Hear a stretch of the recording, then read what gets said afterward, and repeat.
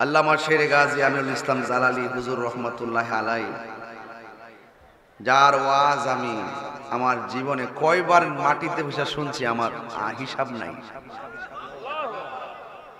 বাস্তব এবং সত্য। যিনি শরীয়ত, তরিকত, হাকিকত, ইলমে মারিফতের দীক্ষায় যার সিনাটা দীক্ষিত ছিল, কথা বলেন ঠিক কিনা? আপনারা হয়তো জানেন না, একটা কথা আপনাদেরকে তথ্য নির্ভরের আলোকে আমাকে উপস্থাপন করতে হয়।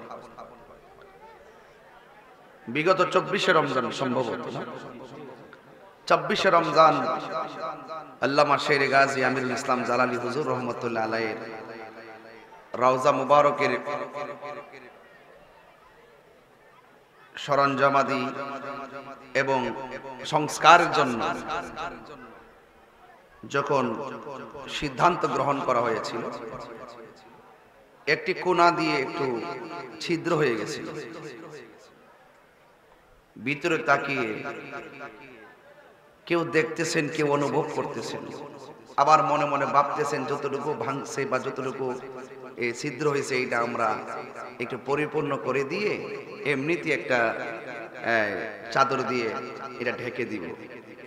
আবার পরিবারের পক্ষ থেকে যারা ওনার নিজস্ব খাদেমরা আছেন, তারা মনে মনে ভাবছেন এই যেহেতু হয়েছে, একটু আমরা একটু অপেক্ষা করি, আমরা এটা কি করব, কোনো নির্দেশনা আসে কিনা। সুবহানাল্লাহ বলতেন না? দরবারের পক্ষ থেকে শাহজাদি, ওনার আওলাদের পক্ষ থেকে কয়েকজন দেখলেন যে ভিতরে কিছু দেখা যাচ্ছে না। আবার ওনারাই ভাবতেছেন না, রওজাতেই তো থাকবে, এটা শরীয়ত, এখানেই থাকবে, আর তিনি সেখান থেকে সকল প্রেমিককে দেখা দিবেন, সেটা রুহানিয়ত ভাবতেছেন আর কি। তখন ওনার দরবারের শাহজাদি স্বপ্নে দেখলেন তিনি পাশে একটি জাম গাছ, কি গাছ যেন, জাম গাছ, জাম গাছের গোড়ায় আল্লামা শের গাজী আমিনুল ইসলাম জালালী হুজুর রহমতুল্লাহ আলাইহি আরাম করছেন। ওনাকে জিজ্ঞেস করা হলো, আপনি এখানে কেন? তিনি বললেন যে মাজারের সংস্কার হচ্ছে, তাই এখানে। সুবহানাল্লাহ বলবেন না? এরপরে তাদের মনের ভিতরে একটি আগ্রহ জন্মালো যে আমরা এটাকে সুন্দর করে মেরামত করব। তখন কয়েকজনকে সিলেক্ট করেছে, সিলেক্টের মধ্যে কয়েকজন, নাম জানি কি, মনিরুজ্জামান, আওলাদরা সবাই ছিলেন। সিলেক্ট করে যখন ভিতরে প্রবেশ করা হলো, গিয়ে দেখতেছেন, হ্যাঁ উনি নিজেই ঢুকছেন সর্বপ্রথম, গিয়ে দেখতেছেন আল্লামা শের গাজী আমিনুল ইসলাম জালালী হুজুর রহমতুল্লাহ আলাইহিকে যেভাবে রেখে এসেছেন, ঠিক সেভাবে তিনি সেখানে অবস্থান করছেন। গিয়েছিলেন কেন, তার কারণ আছে। উপর দিকে যখন একটু ছিদ্র হয়েছে, তখন একটু মাটি পড়ছিলেন কাফনের উপর, ভাবছিলেন যে একটু পরিষ্কার করে দিবে। এরপরে দুনিয়ার একজন পরিষ্কার করতে করতে করতে করতে হঠাৎ করে হাত মোবারকটা তার হাতে লাগছে। দেখতেছেন যেভাবে ছিলেন তিনি এখনো ওইভাবে সেখানে অবস্থান করছেন, এবং এইভাবে সুবহানাল্লাহ বলবেন না? তো আমি আপনাকে বোঝাতে চাই, ওই সমস্ত জাহেলে মুরাক্কাব নায়েবে শয়তান যারা ওলি আল্লাহর মাজারকে ভাঙার জন্য দৌড় মারে, কথা কন না ঠিক কিনা? আপনারা বলুন, আল্লাহর ওলিগণ রওজাতে জিন্দা না মরা? পরিষ্কার কথা বললাম, মান আদালি ওলিয়ান ফাকাদ আযানতুহু বিল হারবে। যারা ওলি আল্লাহর সঙ্গে গাদ্দারি করবে, ওলি আল্লাহর সঙ্গে শত্রুতা করবে, এরা জলে পড়ে ধ্বংস হয়ে যাবে। অনেকেই তো ভেবেছেন সুন্নিদের যে কি অবস্থা হয় আল্লাহই জানে।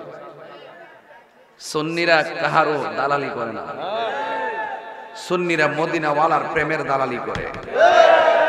আমার ভাইকে বললাম যে আমার উনারা বক্তব্য শুনে মনে হচ্ছে সুন্নি, কথা কন না? আমি কি আইসা সংসার করছি ওনার সাথে, চলাফেরা করছি? মর্নিং শোজ দ্য ডে, সূর্য দেখলে বোঝা যায় দিনটা কেমন যাবে, চেহারা দেখলে বোঝা যায় কে আশিক রাসূল। কথা বলেন ঠিক না ঠিক? সুতরাং আমি অনুরোধ করে বলবো, যেই নেতার ভিতরে হুব্বে রাসূল আছে, কষ্ট নিয়েন না, যে নেতার ভিতরে সুন্নিয়ত আছে, সেই নেতার আমরা ভালোবাসি। হাত তুলে কোন ঠিক না বেঠি? এই দাঁত দেন, এই সভাপতি, হুব্বে রাসূল হৃদয়ে আছে, তাহিরি জাহিরি জালালিরা তাদেরকে ভালোবাসে। হুব্বে রাসূল নাই, কোটিপতি হোক, লক্ষপতি হোক, আমরা তাদেরকে চাইরা নেওয়া মূল্যায়ন করি। সবার আগে আমার ঈমান। আরে 9.5 লক্ষ বছর ইবাদত করার পরও লানতের শিকল গলায় লেগেছে মহব্বত না থাকার কারণে।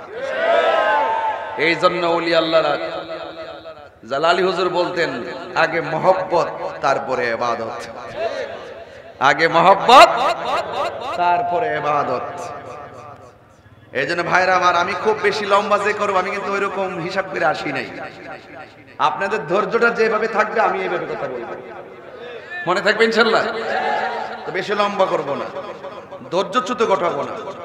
তো আওয়াজ করে বলুন, আল্লাহর ওলিরা রওজাতে জিন্দা না মরা, এই বিশ্বাস আছে না নাই? আমার পূর্বে জালালিয়া পাক দরবার শরীফের আওলাদ বৃন্দ একের পর এক সমুদ্র কণ্ঠে প্রেম বিলাইছেন, চারা লাগাই গেছেন, আপনাদের জন্য রেখে গেছেন আওলাদ। সারা দেশ ব্যাপী ওনারা সুন্নিয়তের খেদমত করতেছেন, মারহাবা বলবেন না? তো আজকে যারা এসেছেন, এক একজন এক এক পীরের মুরিদ হতে পারে, হিংসা নাই আমাদের। যেই পীরের মুরিদ হন না কেন, আমাদের প্রত্যেকের ঠিকানা সোনার মদিনা। কারা কারা মদিনাওয়ালার পক্ষে আছেন হাত তুলে দেখেন। নারে তাকবীর,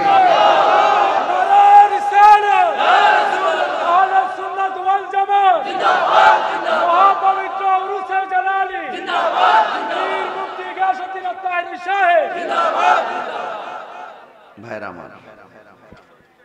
তো যাই হোক, এই যে বিল্লাল আমাদের স্যার, যিনি জালালিয়া দরবার শরীফের একনিষ্ঠ খুব খাদেম একজন, যুবক ভাইরা এই মাহফিলটা করেছেন। আমার বলছেন যে হুজুর, অনেক কষ্ট করে এককভাবে চেষ্টা করছি, আমার অনেকে সহযোগিতা করছেন, যদি পারেন স্টেজের ভিতর থেকে আমার একটু সহযোগিতা করে দেন। আমি বেশি কিছু না, বাকি কোনো কালেকশন করব না, মাত্র 1.5 মিনিট সময় এখন বলবো, পরে বলার সময় থাকবে না। আমি তো একটা ঘটনায় চলে যাব। আমি পরিষ্কার, যারা এখানে আসছেন আপনাদের কাছে ব্যাগ নিয়ে আসবে, নগদ যে যা পারেন দিয়ে দিবেন। আমার মনে হয় আপনারা যদি মাত্র 100 করে টাকা দেন, এখানে 50,000 টাকা উঠবে। কত বলছি? মাত্র 100। আবার এমন অনেক লোক আছে না 1000 টাকা দিবে, 5000, এরকম লোক আছে না? স্ব ইচ্ছায় যদি থাকে যে আমি 5000 দিব, 2000 দিব, 1000 দিব, এমন একটা লোক দাঁড়ায় যান। আমি সময় নিয়েছি 2 মিনিট। একটা লোক দেন তো 5000 কিংবা 2000, 1000, কে মানে খুশি মনে দিবেন, আমাকে দেন তো দেখি কে আছেন, দিবেন, হাত তোলেন।